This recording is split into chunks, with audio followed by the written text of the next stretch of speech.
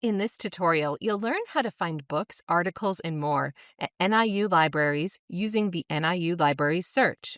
The default search, NIU Libraries, searches for articles, books, course reserves, and other materials available online or in print from NIU Libraries. You can search by author, title, course code, or keyword.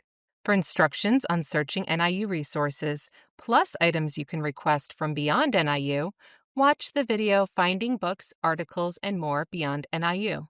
If you're searching for physical items at NIU libraries, such as books, after selecting an item from your search results, you'll see a section titled Location. Location refers to the literal place in the library where an item can be found. You can see the name of the collection the item belongs to, such as film collection or main collection, and can determine whether you'll need to go to one of our branch libraries, such as the music library, to get the item you need.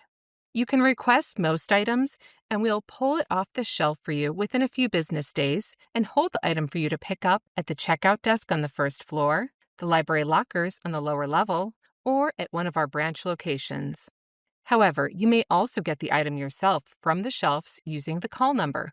Call numbers are combinations of numbers and letters that represent the subject and other information and act like an address for where the item lives on the shelf.